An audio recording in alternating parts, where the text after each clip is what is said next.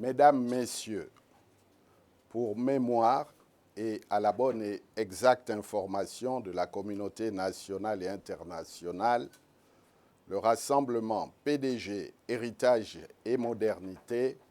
rappelle que depuis le 27 juin 2015, ses membres ont vainement sollicité l'écoute du président de la République, président du Parti démocratique gabonais, sur la nécessité d'une concertation dans le cadre d'un congrès de clarification pour la restauration de la démocratie interne au sein du Parti démocratique gabonais. Pour la clarification de la gouvernance illisible et inquiétante de notre pays et pour apaiser le climat politique au Gabon. Chacun a pu constater que le président du PDG, Ali Bongo Ondimba, n'a jamais été à la hauteur des attentes du peuple gabonais, s'enfermant dans un déni des réalités. De guerre lasse, notre sensibilité politique en a tiré toutes les conséquences. En dépit des nombreuses affaires, tant au plan personnel qu'au plan institutionnel, qui émaillent le mandat du président de la République, notre mouvement s'est invariablement obstiné à exprimer ses attentes et à marquer ses désaccords exclusivement dans le champ du droit et de la politique. Les exclusions de 3 de nos éminents membres ayant subséquemment entraîné les vacances de siège,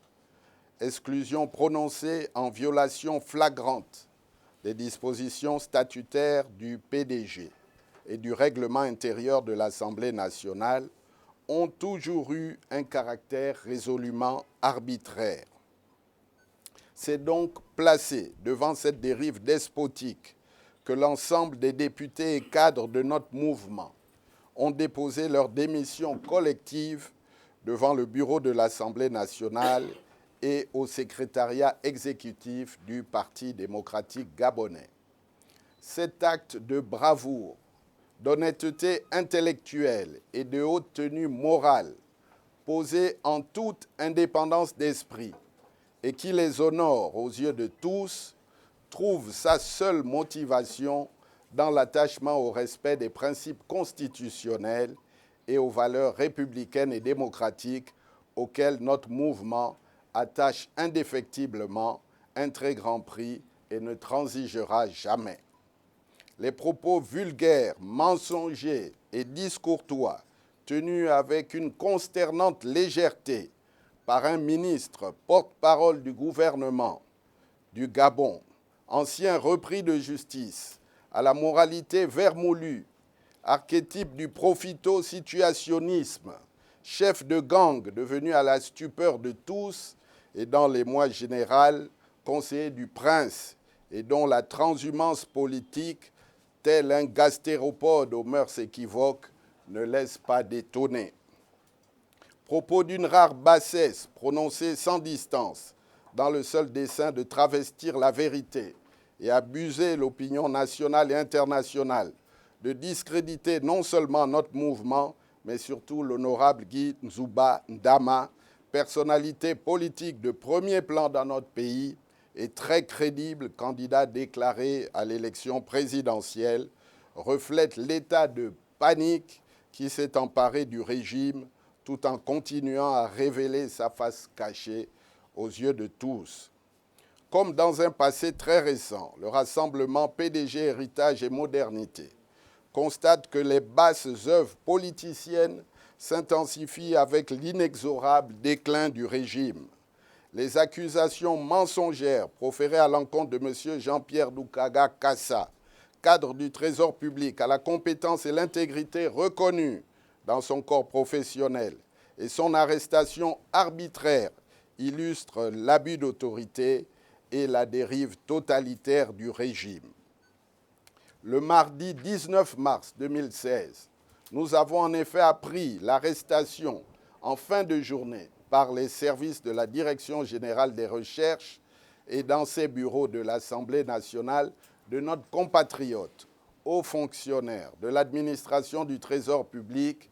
et trésoriers affectés à l'Assemblée nationale. Cette arrestation fait immédiatement suite aux propos tenus sur les antennes de Radio France Internationale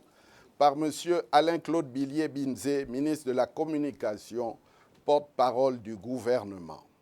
Consterné, l'opinion a aisément mis en relation ces faits. Car en effet, est-il en effet besoin de rappeler qu'au sens de la loi 5/85 portant règlement général sur la comptabilité publique de l'État,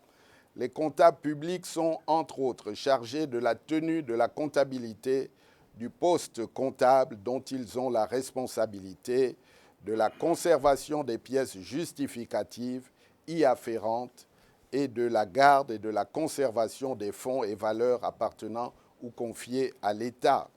En d'autres termes, est-il besoin de rappeler que les comptables sont seuls responsables de leurs comptes de gestion qu'ils assument?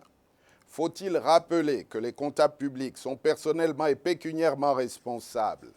des opérations dont ils sont chargés au terme de l'article 13 de la loi précitée et que les contrôles réglementaires auxquels ils sont soumis sont d'abord à l'initiative du trésorier payeur général, agent comptable centralisateur, lui-même placé sous l'autorité du ministre chargé des Finances. Notre rassemblement peine à trouver les fondements légaux ou réglementaires qui disposent le questeur récemment promu à engager précipitamment une procédure judiciaire contre M. Jean-Pierre Doukaga Kassa sans attendre les conclusions d'un éventuel contrôle diligenté par le trésorier payeur général lui-même et exécuté dans les formes réglementaires accoutumées par l'inspection des services du Trésor public. Notre rassemblement perçoit bien les ressorts cachés de cette énième cabale politicienne et chacun voit bien l'évidente instrumentalisation ethnique et communautaire destinée à neutraliser le mécontentement de la communauté dont est issu le mis en cause tout en la divisant. Et chacun voit bien un nouveau palier franchi dans le terrorisme d'État dont le dessein est d'endiguer le rejet du PDG et les ralliements massifs des Gabonais autour de la personnalité de Guy Nzuba Ndama et d'autres personnalités politiques crédibles dans notre pays. Devant cette consternante et bien détestable manœuvre politicienne résolument orientée contre le candidat Guy Nzuba Ndama et qui, encore une fois, révèle aux yeux de tous l'implication et l'abaissement de la fonction présidentielle dans les règlements de compte politiciens. Notre rassemblement veut rappeler à toute la communauté nationale et internationale son attachement aux principes constitutionnels et démocratiques et notamment au respect des libertés individuelles et collectives et dans le cas d'espèce à la présomption d'innocence dont doit bénéficier tout prévenu. Nous invitons les autorités au respect de l'intégrité physique et de la dignité de M. Jean-Pierre Doukaga Kassa. Nous invitons le président de la République au ressaisissement et au respect des engagements constitutionnels liés à sa charge et nous lui demandons de prendre de la hauteur en tirant toutes les conséquences de sa gouvernance calamiteuse et de se soumettre à la volonté du peuple gabonais de le voir quitter le pouvoir